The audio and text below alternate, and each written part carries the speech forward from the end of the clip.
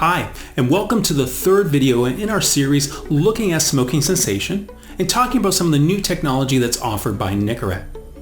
Now, if you haven't watched video 1 or video 2 of this series, I would strongly encourage you to take a look at those first. Now, if you remember when we looked at video 1, I set up the Nicorette Stop Smoking app. I've been using this technology for the last bit, as well as the Nicorette QuickMist Smart Track. And it's been really interesting from a healthcare professional standpoint. First and foremost, it's really easy to use.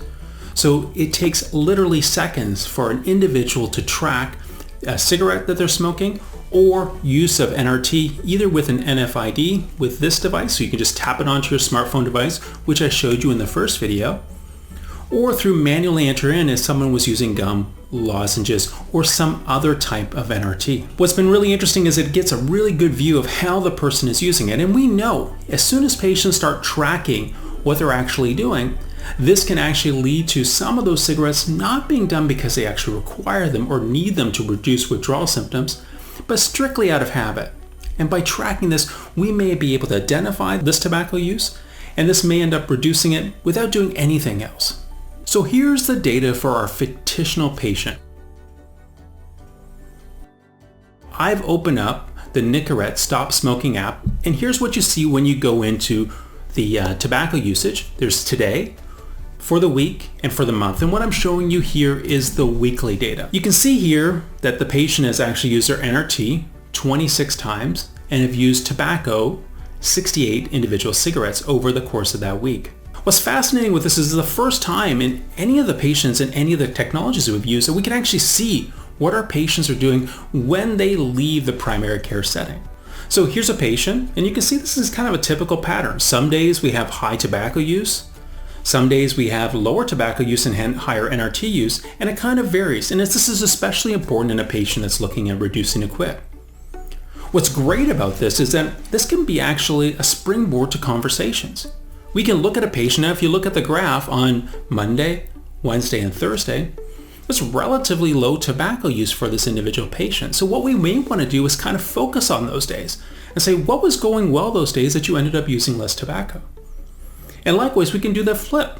So on Sunday, on Tuesday, and on Friday, we may want to be asking, what happened on those days that you tended to use more tobacco? And it can be something as simple as, well, I went out with everybody on Friday night, and we ended up having a few drinks, and I just started smoking a little bit more then. This is completely normal. But this is a way that we can intervene and work and help those patients identify those barriers and work through them. What's great about this is that if you click onto the month basis, it will actually track the patient's individual journey from the time they started and registered with the individual app. So you can actually see what's happening for that patient over a period of time. And this can be really encouraging and allow you to intervene and offer more interventions for this patient. That can be changes in pharmacotherapy or some behavioral modifications.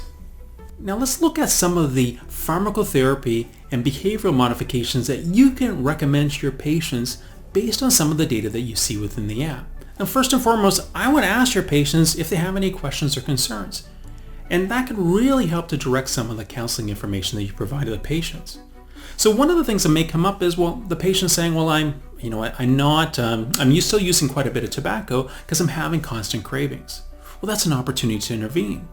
We know that with NRT therapy, we can use a long-acting product like the patch, as well as a short-acting product like the Nicorette QuickMist Smart Track, to be able to provide combination which is more effective than either therapy alone.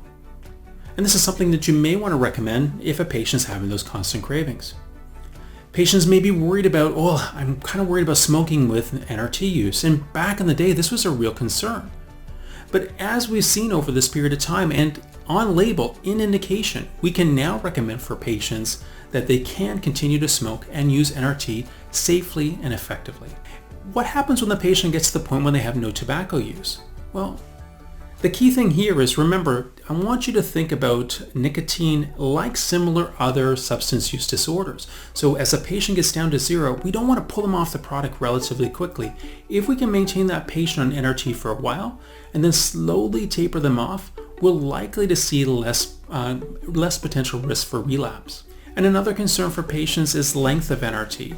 One of the biggest things that we see with patients is they commit to going on nicotine replacement therapy or any smoking cessation therapy, and they do it for a month.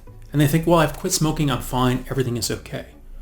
We know if patients can get through a week, can get through a month, and continue on with these products, it's likely that they will actually continue to be non-smokers versus coming back and relapsing. From a behavioral standpoint, you know what, we can see in the example that I gave you, it could be a trouble with a specific situation. So that patient who says, well, on Friday night I went out with the guys, we had a few drinks and I started smoking a little bit more. So this is really an opportunity for pharmacists or healthcare professionals to intervene and say, well, what are we going to do moving forward as you become a non-smoker? Could you bring your NRT with you there? Are you going to feel more comfortably able to do it? A common concern that we see from behavioral is caffeine use. We know that when patients smoke tobacco, it stimulates the enzyme that breaks down caffeine. So as they use less tobacco, caffeine levels go up, which can cause the anxiety type of symptoms, and the patient may feel more withdrawal type symptoms. So what I recommend for patients as they start to reduce the amount of tobacco they use is if they drink several cups of coffee a day, go one regular, one decaf, or switch to decaf to reduce that risk. Other behavioral modifications, the 4Ds, delay. Waiting a few minutes before they have that cigarette, a lot of times that craving will pass. Drinking water and sipping it slowly may help. Deep breaths, and do something else to try to distract yourself from the need for tobacco. Also, there's a ton of behavioral support resources that are available. There are some within the app, within the Nicorette Stop Smoking app. Also, there are some with the Smokers Helpline, Canadian Cancer Society, and a variety of others that can provide good behavioral support to end up helping your patients quit. The key thing that I wanted to finish up is remember your patients wanted you to intervene with this. The data shows that 85% of individuals who continue to use tobacco want to be asked about this at every visit. You can make a difference, and this is really a customized approach to providing good smoking cessation counseling for your patients. I really hope you like this 3-video series. It's been really fascinating to use this technology. I'm excited about what this will end up doing, and really that we get a view of what's actually happening with our patients once they leave our clinic or will leave our pharmacy, to actually find out how their quit smoking journey is going, and then being able to customize it based on the needs of that patient at that specific point in time. So I'm excited in what this can do to help our patients become non-smokers. Thank you so much for watching.